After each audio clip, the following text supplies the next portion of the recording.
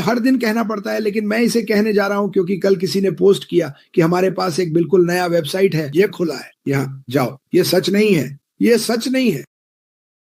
कृपया चीजें पोस्ट करना बंद करें दोस्तों। ये अगर यार नहीं जानते, रख से ही आपके बैक ऑफिस में नहीं है, या ऐश ने इसे नहीं कहा है, या हमने नहीं कहा है, तो इसे पोस्ट ना करें। और आज का बड़ा मुद्दा यह है कि मेरे और मार्टी के बड़े चेहरों को हर चैनल पर पोस्ट किया गया है ये कहते हुए। हमने कहा था कि 4 हफ्तों में हम 12 उत्पाद लॉन्च करने जा रहे हैं और 3 मुफ्त उत्पाद। ये सच नहीं है। सैम पटेल, कृपया इसे हटा दें।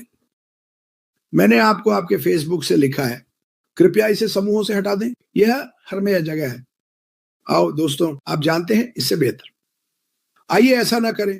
अगर आज नहीं कहते, अगर ये आपके ओईएस में नहीं है तो इसे पोस्ट ना करें। मुझे आज सुबह 50 मिलियन संदेश मिले। क्या ये सच है? क्या ये सच है? आपको मुझसे कभी नहीं पूछना चाहिए कि क्या ये सच है। बस अपने ओईएस में देखो, ये आपको आपका जवाब देगा। मुझे लगता है कि जब मैं देखता हूं कि चीजें गलत तरीके से पोस्ट की जा रही हैं, आप जो कर रहे हैं, खासकर हमारे चेहरों का इस्तेमाल करते हुए, आप कोई भी लाइव देख सकते हैं और देख सकते हैं कि हम वास्तव में क्या कहते हैं। कुछ बातें जो हमने कही हैं वो भविष्य में आने वाली हैं। ये जाते ही चीजें तेजी से बदल जाएंगी। ओ एक विशेष ये इतने उत्पाद होंगे, या ये हमने कभी ऐसा नहीं कहा। हमने बस यह कहा कि एक बार जब चीजें शुरू हो जाएंगी तो वे चलेंगी। तो कृपया भगवान के लिए रुको।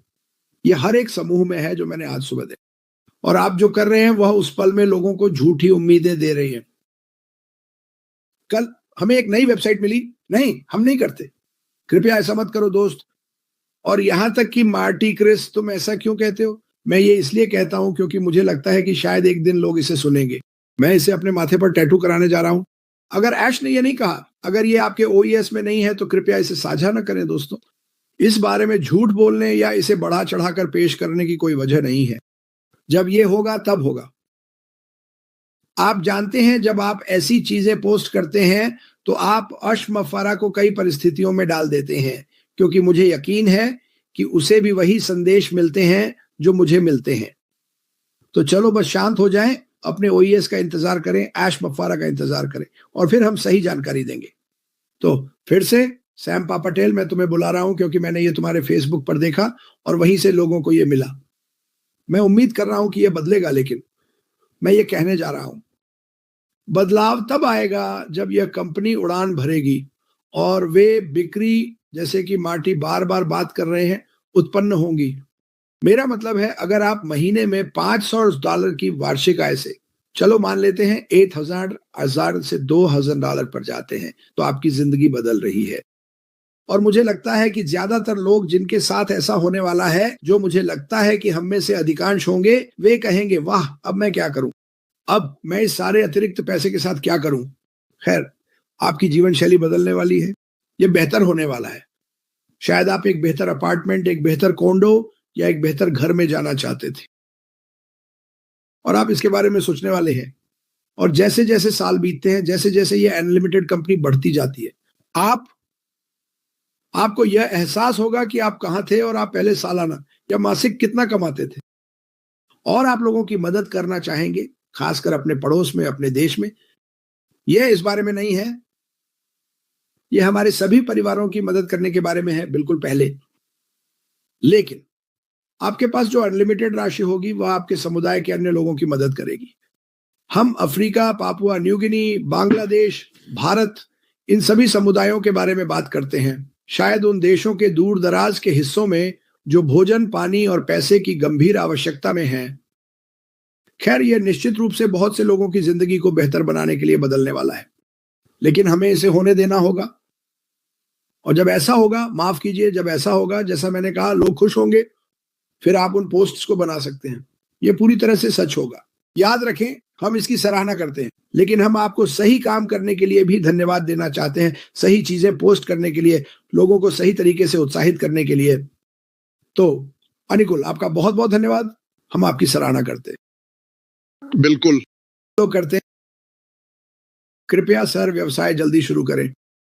हाँ, हम सभी चाहते हैं कि यह जल्दी शुरू हो, लेकिन हम यह भी समझना चाहते हैं कि इसे सही तरीके से शुरू करना होगा। मैं इसे कहने जा रहा हूँ, मार्टी ने यह कहा, हमारे पास इसका एक ही मौका है। आज को इसका एक ही मौका मिलता है। चलो इसे महत्वपूर्ण बनाते हैं। मैं आप सभी से प्यार करता हूँ। मैं इंतजार नहीं कर सकता जब हम आगे बढ़ रहे होंगे।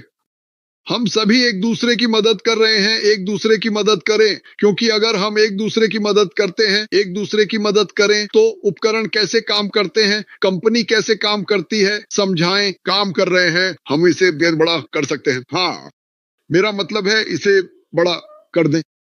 ऐसे लोग होंगे जो लोगों से बात करेंगे जिन्हें हम अभी तक नहीं जानते। 1985 से 2010 के बीच ब्लॉकबस्टर ने स्ट्रीमिंग के लिए अनुकूलन करने से इनकार कर दिया।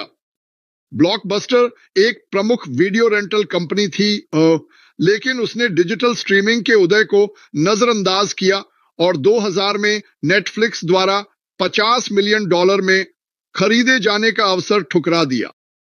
जब तक उसने अपनी खुद की स्ट्रीमिंग सेवा लॉन्च करने की कोशिश की, टिकटॉक तब तक बहुत देर हो चुकी थी। इसलिए बदलाव करना महत्वपूर्ण है। और अगर कोई 30, 40, 50 का है, तो शायद 40, 50, तो उसे लगता होगा कि ब्लॉकबस्टर हर जगह थी। मैं कम से कम हर शुक्रवार को जाता था और वीडियो लेता था। हम बच्चों के साथ सप्ताहांत में देखेंगे। कोडक 88 टॉल 2012 में दिवालिया हो गया, डिजिटल क्रांति को नजरअंदाज किया। कोडक वास्तव में इरादा रखता था 1975 में डिजिटल कैमरा का आविष्कार किया, लेकिन तकनीक का समर्थन करने का निर्णय नहीं लिया, क्योंकि उसे डर था कि इससे उसके फिल्म व्यवसाय को नुकसान होगा। जैसे जैसे डिजिटल फोटोग्राफी ने कोडक पर कब्जा किया, कोडक अपनी प्रासंगिकता खो बैठा। क्या आप समझ रहे हैं? और वे यहां थे, देखो 888। वाह, नोकिया। मैंने ये एक बार कॉलिंस द्वारा उठाया हुआ सुना। 865 में अब भी मौजूद है, लेकिन अपनी प्रमुखता खो दी है। स्मार्टफोन के ट्रेंड को नजरअंदाज करते हुए नोकिया मोबाइल फोन में एक नेता था, लेकिन उसने टच स्क्रीन स्मार्टफोनों की संभावनाओं को पहचानने में असफलता दिखाई। इसने पुरानी सॉफ्टवेयर के साथ चिपके रहने का फैसला किया, जबकि एप्पल और एंड्रॉयड ने बाजार पर कब्जा कर लिया। दूसरे शब्दों में, वह दिन आता है और दरवाजे खुलते हैं और लोग कहते हैं, ओह, क्या मैं इसे करूं? मैं ये नहीं करता। क्या मुझे ये करना चाहिए? जो लोग आगे हैं और सालों सालों तक रहना चाहते हैं, वे पहल करते हैं। याहू 1994, याहू 1994 अब भी मौजूद है, लेकिन प्रभाव खो चुका है। गूगल द्वारा $1 में खरीदे जाने से मना कर दिया। 10 लाख। याहू, गूगल को इसके शुरुआती दिनों में खरीदने के कई मौके मिले, लेकिन उसने मना कर दिया। इसने खोज प्रौद्योगिकी में निवेश करने में भी असफलता दिखाई, जिसके कारण इसका पतन हुआ, जबकि गूगल और फेसबुक ने डिजिटल विज्ञापन पर कब्जा कर लिया। ब्लैकबेरी 1986 में अब भी मौजूद है, लेकिन वे अब एक प्रमुख खिलाड़ी नहीं है। उन्होंने टच स्क्रीन तकनीक को भी खारिज कर दिया। ब्लैकबेरी ने माना कि भौतिक कीबोर्ड टच स्क्रीन से बेहतर हैं और ग्राहक के ट्रेंड्स को नजरअंदाज कर दिया।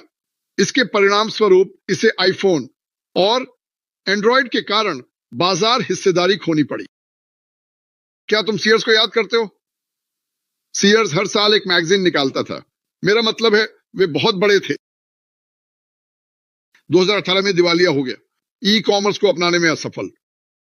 एक समय अमेरिका का सबसे बड़ा रिटेलर सीयर्स ने ऑनलाइन शॉपिंग को नजरअंदाज कर दिया। हम वहां नहीं जा रहे हैं, हमें वहां जाने की जरूरत नहीं है। यह हो रहा था और कुछ लोगों ने इसका फायदा उठाया, जबकि अमेजन और वॉलमार्ट जैसे प्रतिस्पर्धियों ने तेजी से अनुकूलन किया। टॉयज आर अस 1948 में स्थापित 2017 में दिवालिया हो गए। ई कॉमर्स की वृद्धि को नजरअंदाज करते हुए अपने खुद के ऑनलाइन प्लेटफॉर्म को विकसित करने के बजाय टॉयज आर अस ने ऑनलाइन बिक्री को अमेजन को आउटसोर्स कर दिया। 2000 के शुरुआती वर्षों में इस निर्णय ने इसे एक प्रतिस्पर्धी पर निर्भर रहना और इसके विफलता में योगदान देना। मुझे ये नहीं पता था, लेकिन माइस्पेस 2003 में अभी भी मौजूद है, लेकिन यह अप्रासंगिक है। बिगड़ती हुई वृद्धि प्रतिस्पर्धा को नजरअंदाज किया। माइस्पेस एक प्रमुख सोशल मीडिया प्लेटफॉर्म था, लेकिन यह नवाचार करने में असफल रहा, जबकि फेसबुक ने उपयोगकर्ता अनुभव और दीर्घकालिक विकास पर ध्यान केंद्रित किया। क्या तुम बॉर्डर्स को याद करते हो? बॉर्डर्स 1971 से चला, 2011 में दिवालिया हो गया, ई बुक्स और ऑनलाइन बिक्री की अनदेखी की। सीमाएं भौतिक किताबों की दुकानों के साथ अटके रहे, जबकि अमेजन और बार्न्स एंड नोबल ने डिजिटल किताबों और ऑनलाइन बिक्री को अपनाया। जेरोक्स 1906 में आया, अभी भी मौजूद है, लेकिन इसका प्रभाव खो चुका है। व्यक्तिगत कंप्यूटर के उछाल को चूक गया। जेरोक्स ने आधुनिक कंप्यूटरों में उपयोग की जाने वाली कई तकनीकों का विकास किया, लेकिन उन्हें व्यावसायिक रूप से सफल नहीं बना सका। इसके बजाय एप्पल और